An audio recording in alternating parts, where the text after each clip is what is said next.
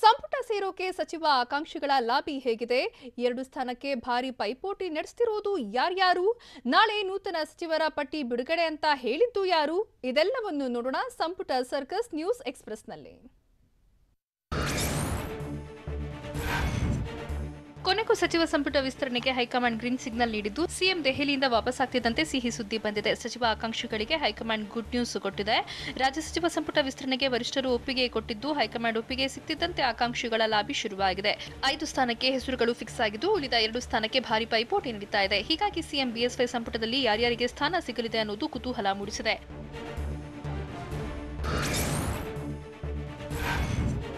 ಸಂಪುಟ ವಿಸ್ತರಣೆಗೆ green signal ಸಿಕ್ಕಿದ್ದು 5ರ ಹೆಸರನ್ನ ಬಿಜೆಪಿ ಹೈಕಮಾಂಡ್ command. MTB Nagaraj, Umesh Katti, R ಶಂಕರ್ಗೆ ಪಟ್ಟ ಫಿಕ್ಸ್ ಆಗಿದ್ದು ಮುನಿರತ್ನ, ಅರವಿಂದ ಲಿಂಬಾವಳಿ, ಸುನಿಲ್ ಕುಮಾರ್ಗೆ ಅದೃಷ್ಟ ಒಲಿಯುವ ಸಾಧ್ಯತೆ ಇದೆ. ಇವರ ಜೊತೆಗೆ ಹಾಲಪ್ಪ ಆಚಾರ್, ಯೋಗೇಶ್ವರ್ಗೆ ಮಂತ್ರಿಗಿರಿ ಸಿಗೋ ಸಾಧ್ಯತೆ ಇದ್ದು ಕೊನೆ ಕ್ಷಣದಲ್ಲಿ ಬಸನಗೌಡ ಪಾಟೀಲ್ ಯತ್ನಾಳ್ಗೂ ಚಾನ್ಸ್ ಸಿಗುತ್ತೆ ಅಂತ ಹೇಳಲಾಗ್ತಾ ಇದೆ.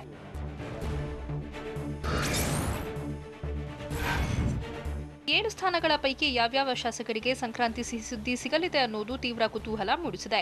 ಮೂಲ ಬಿಜೆಪಿಗರಿಗಷ್ಟೇ ಸಂಪುಟದ ಬಾಗಿಲು ತೆರೆಯುತ್ತಾ ಇಲ್ಲ ಸರ್ಕಾರ ರಚನೆಗೆ ನೆರವಾದ ವಲಸಿಗರಿಗೆ ಅದೃಷ್ಟ ಒಲಿಯುತ್ತಾ ಅನ್ನೋದನ್ನ ಕಾದು ನೋಡಬೇಕಿದೆ. ಸಂಪುಟಕ್ಕೆ 7 ಶಾಸಕರ ಸೇರ್ಪಡೆಗೆ ಹೈಕಮಾಂಡ್ ಗ್ರೀನ್ ಸಿಗ್ನಲ್ ಕೊಟ್ಟಿದ್ದು MTB Nagaraj, CP Yogeshwar, R Shankar, Rajarajeshwari Nagar ಕ್ಷೇತ್ರದ ಶಾಸಕ ಮುನಿರತ್ನ, ಹುಕ್ಕೇರಿ ಕ್ಷೇತ್ರದ ಉಮೇಶ್ ಕತ್ತಿ ಸಂಪುಟ ಸೇರುವ ಸಾಧ್ಯತೆ ಇದೆ.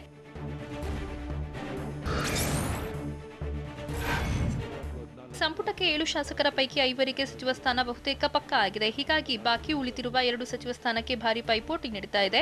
ಬಾಕಿ ಉಳಿದ 2 ಸಚಿವ ಸ್ಥಾನಕ್ಕೆ Sunil Kumar, S A Ramdas, Dattatreya Patil Revoor, S Angara, Rupali Naik, M P Renukacharya, M P Kumaraswamy, Preetham Gowda, Arvind Limbavali, Karunakara Reddy, Murugesh Nirani, Bopaiah lobby ನಡೆಸುತ್ತಿದ್ದಾರೆ.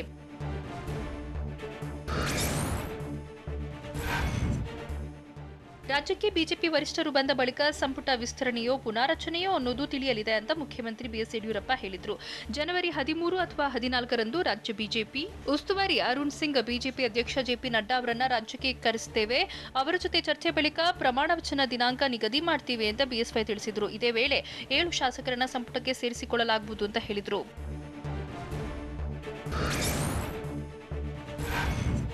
ಸರ್ಕಾರ ಬರೋಕೆ ಕಾರಣರಾದವರಿಗೆ ಆದ್ಯತೆ, ಇತರೆ ಶಾಸಕರಿಗೂ ಪ್ರಾತಿಥ್ಯ ನೀಡುವುದಾಗಿ ಹಿರಿಯೂರು ಪಟ್ಟಣದಲ್ಲಿ ಸಚಿವ ಆರ್ ಅಶೋಕ್ ಹೇಳಿದರು. ನಾಳೆ ಮುಖ್ಯಮಂತ್ರಿ ಬಿಎಸ್ ಯಡಿಯೂರಪ್ಪ ನೂತನ ಸಚಿವರ ಪಟ್ಟಿ ಬಿಡುಗಡೆ ಮಾಡುವ ಸಾಧ್ಯತೆ ಇದ್ದು ಕೇಂದ್ರದ ನಾಯಕರು ಸಿಎಂ ಬದಲಾವಣೆ ಪ್ರಸ್ತಾಪ ಮಾಡಿಲ್ಲ.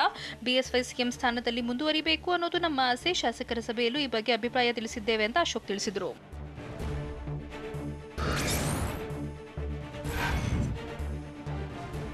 ಏಳು ಸಚಿವ ಸ್ಥಾನದ ಪೈಕಿ 6 ಮಂದಿ ಹೆಸರು ಫೈನಲ್ ಆಗಿದ್ದು 6 ಮಂದಿ ಸಂಭಾವ್ಯರ ಪಟ್ಟಿ ಟಿವಿ9ಗೆ ಲಭ್ಯವಾಗಿದೆ. 6ರಲ್ಲಿ ಶಾಸಕಿ ಪೂರ್ಣಿಮಾ ಶ್ರೀನಿವಾಸ್ ಹೆಸರು ಕೂಡ ಇದ್ದು ಎಂಟಿಬಿ ನಾಗರಾಜ್, ಆರ್ ಶಂಕರ್, ಮುನಿರತ್ನಗೆ ಮಂತ್ರಿಗಿರಿ ಫಿಕ್ಸ್ ಆಗಿದೆ. ಉಮೇಶ್ ಕತ್ತಿ, ಅಂಗಾರ ಹೆಸರು ಫೈನಲ್ ಆದಂತೆ ಕಾಣ್ತಿದೆ. ಉಳಿದಂತೆ 7ನೇ ಸ್ಥಾನಕ್ಕೆ ಸಿಪಿ ಯೋಗೇಶ್ವರ್, ಅರವಿಂದ ಲಿಂಬಾವಳಿ ಪೈಪೋಟಿಯಲ್ಲಿದೆ.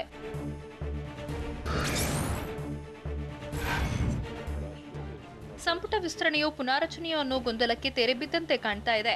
ಅಲ್ಲದೆ ಅಮಾವಾಸ್ಯೆಯಂದೇ ಪ್ರಮಾಣ ವಚನ ಸ್ವೀಕಾರ ನಡೆಯೋ ಸಾಧ್ಯತೆ ಇದೆ. ಸಂಪುಟ ಪುನಾರಚನೆ ಬದಲಾಗಿ ವಿಸ್ತರಣೆಯಾಗುವ ಸಾಧ್ಯತೆ ಇದ್ದು ಬುಧವಾರವೇ ಪ್ರಮಾಣ ವಚನ ಸ್ವೀಕಾರ ನಡೆಯಲಿದೆ. ದೆಹಲಿಯಿಂದ ವರಿಷ್ಠರು ಪಾಲ್ಗೊಳ್ಳುವ ಸಾಧ್ಯತೆ ಕಡಿಮೆ ಇದೆ ಅಂತ ಟಿವಿ9ಗೆ ಸಿಎಂ ಆಪ್ತ ಮೂಲಗಳಿಂದ ಮಾಹಿತಿ ಸಿಕ್ಕಿದೆ.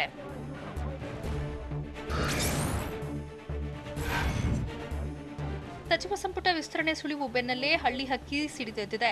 ಮುಖ್ಯಮಂತ್ರಿ ಸ್ಥಾನಕ್ಕೆ ಕೂರಿಸಿದವರನ್ನ ನೆನಪು ಮಾಡಿಕೊಳ್ಳಬೇಕು ಅಂತ ಮೈಸೂರಿನಲ್ಲಿ ವಿಧಾನ ಪರಿಷತ್ ಸದಸ್ಯ ಎಚ್ ವಿಶ್ವನಾಥ್ ಹೇಳಿದ್ದಾರೆ. ಯಾರನ್ನ ಸಚಿವರನ್ನಾಗಿ ಮಾಡಬೇಕು ಎಂಬ ಪರಮಾಧಿಕಾರ ಸಿಎಂಗಿದೆ.